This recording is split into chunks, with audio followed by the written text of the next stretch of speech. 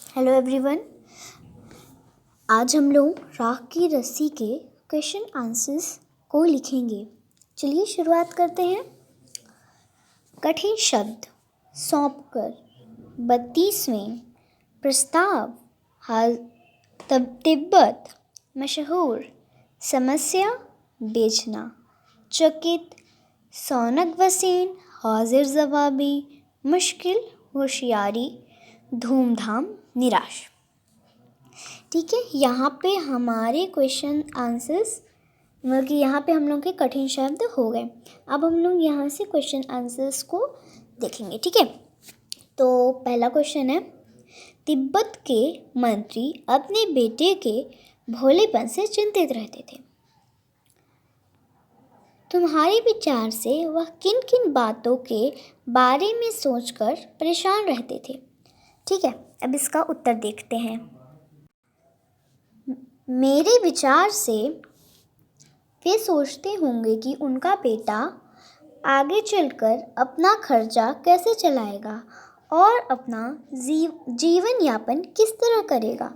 यह सोचकर ही मंत्री जी परेशान रहते थे। ठीक है, अब देखते हैं ख है उसका।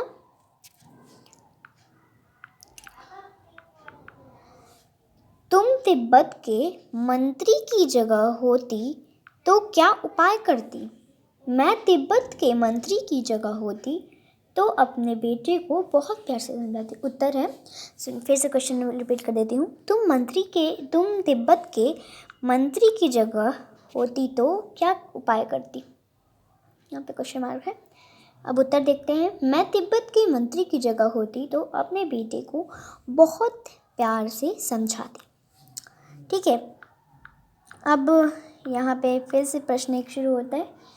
मंत्री ने अपने बेटे को शहर की तरफ रवाना किया।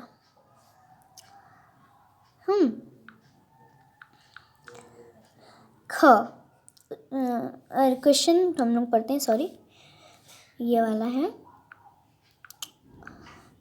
क मंत्री ने अपने बेटे को शहर क्यों भेजा? उत्तर, मंत्री ने अपने बेटे को शहर दुनियादारी सीखने के लिए भेजा। अब देखिए यहाँ पे ख वाला क्वेश्चन पढ़ते हैं।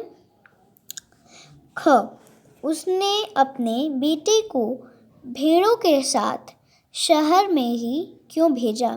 यहाँ पे भेजा लिखा है। ठीक है, उत्तर, उसने अपने बेटे को भेड़ों के साथ शहर में इसलिए भेजा क्योंकि वह अपने बेटे को यहाँ पे अपने बेटे को होना है, यहाँ पे होना चाहिए। यहाँ पे अपने बेटे को थोड़ा चतुर और समझदार बनाना चाहता था। ठीक है, अब क्वेश्चन है हमारा, फिर से प्रश्न आया है, पढ़ते हैं उसे। जौ एक तरह का अनाज है जिसे कई तरह से इस्तेमाल किया जाता है। यहाँ पे किया जाता होगा।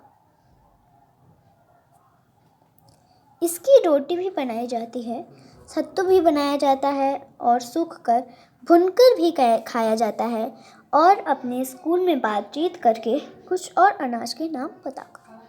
ठीक है, हम लोग अब और अपने स्कूल से, जैसे कि मैंने यहाँ पे लिखा है, सॉरी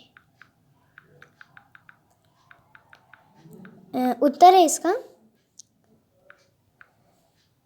गेहूँ, जौ, बाजरा, मक्का, चना और सोयाबीन। ठीक है, अब फिर से क्वेश्चन आया है हमारा। गेहूँ और जौ अनाज होते हैं और ये तीनों शब्द संज्ञा हैं। गेहूँ और जौ अलग अलग किस्म के अनाजों के नाम हैं, इसलिए ये दोनों व्यक्तिवाचक संज्ञा हैं और अनाज जातिवाचक संज्ञा है।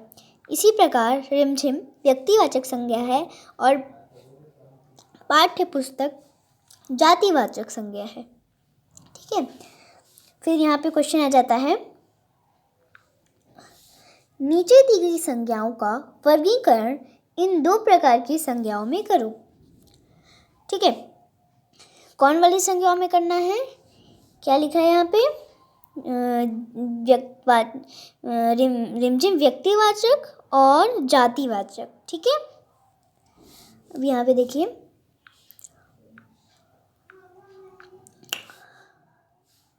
वन मिनट ब्रश लेना पड़ेगा।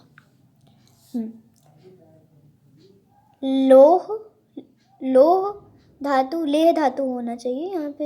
हाँ, लेह धातु है। शेरवानी, भोजन, तांबा, खिचड़ी, शहर, वेशभूषा। ठीक है,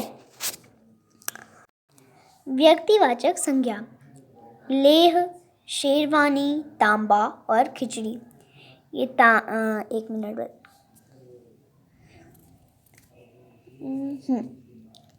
यहाँ पे है व्यक्तिवाचक संज्ञा कौन कौन सी है? लेह, शेरवानी और तांबा और खिचड़ी। ठीक है, ऊपर लिखी हर जातिवाचक संज्ञा के 3 व्यक्तिवाचक संज्ञाएं खुद सोचकर लिखिए। ठीक है, फिर यहाँ पे लिखा है धातु। कौन कौन सी धातु है? यहाँ देखिए, यहाँ पे कौन कौन सी धातु होती है?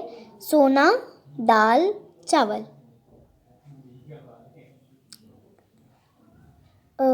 यहाँ पे गलत है। ठीक है, ये नहीं होगा, सोना बस होगा। सोना होता है, चांदी होता है, पीतल होता है। ठीक है, फिर यहाँ पे है भोजन, रोटी, चावल, दाल। ठीक है, दाल चावल। अब शहर, जैसे कि आप जानते हैं हम लोग इलाहाबाद में रहते हैं, प्रयागराज में। दिल्ली, मुंबई, कलकत्ता, गुजरात, बहुत सारे स्टेट्स हैं।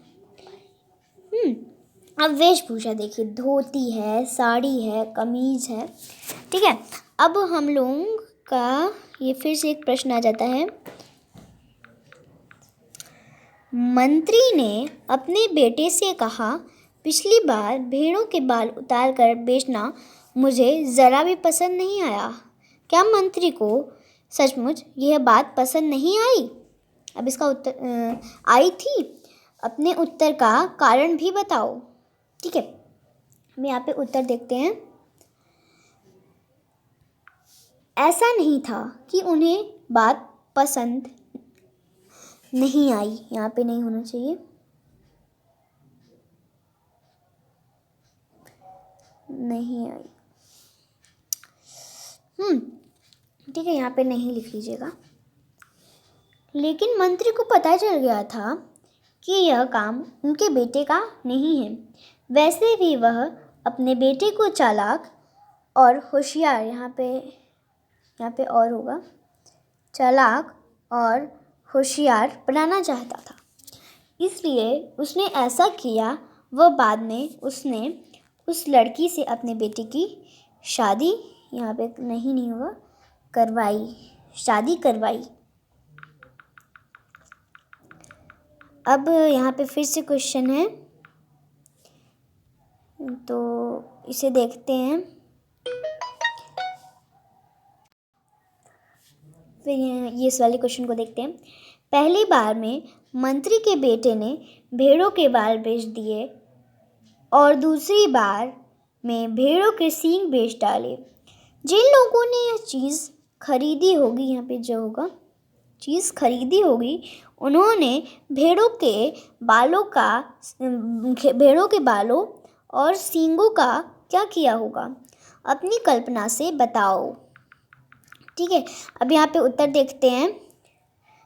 जिन लोगों ने यह चीज़ें खरीदी होगी, उन्होंने भेड़ों के बालों से ऊन के वस्त्र और सींगों से सजावटी सामान बनाया होगा। ठीक है, अब यहाँ पे देखिए प्रश्न है, नीचे कहानी के कुछ उपाय दिए गए हैं, इन बातों को तुम किस तरह से कह सकते हो? यहाँ पे जहाँ पे कहानी के कुछ उपाय दिए गए हैं, यहाँ पे वाक्य होगा। ठीक है,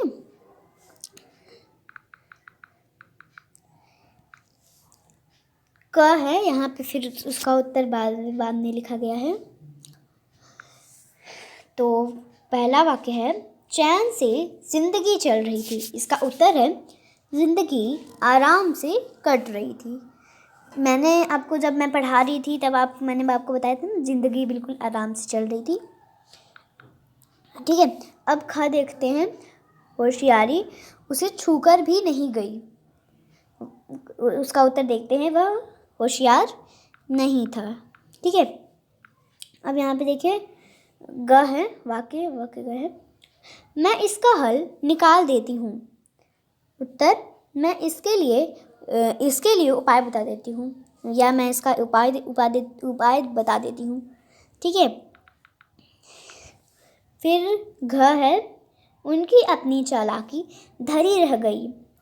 उत्तर है उसका उनकी अपनी चालाकी कुछ काम नहीं आई।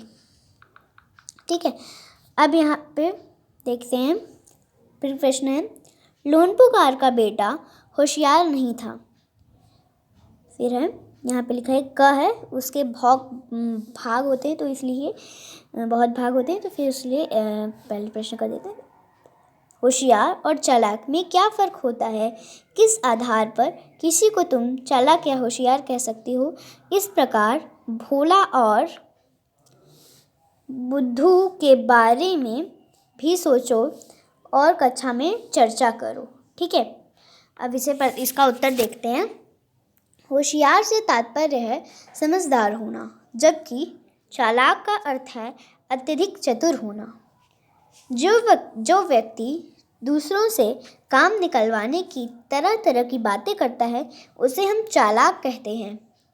वही जो व्यक्ति समझदारी की बातों से हर समस्या का हल करता है उसे समझदार कहते हैं। इस प्रकार भोला का अर्थ है सीधा होना, जबकि बुद्धू का अर्थ है बेवकूफ़। अब यहाँ पे खा क्वेश्चन है, यहाँ पे 2 भाग हैं। ठीक है, ख क्वेश्चन से पढ़ते हैं हम लोग। लड़की को तुम समझदार कहोगी या बुद्धिमान, और क्यों? अब उत्तर इसका देखते हैं। लड़की को हम बुद्धिमान कहेंगे क्योंकि वह अपनी बुद्धि के बल पर हर समस्या का समाधान आसानी से ढूंढ रही थी। ठीक है, यहीं पे हमारे क्वेश्चन आंसर्स ख़त्म हो जाते हैं। आपको वीडियो कैसा लगा आप कमेंट से बता सकते हैं। Thanks for watching.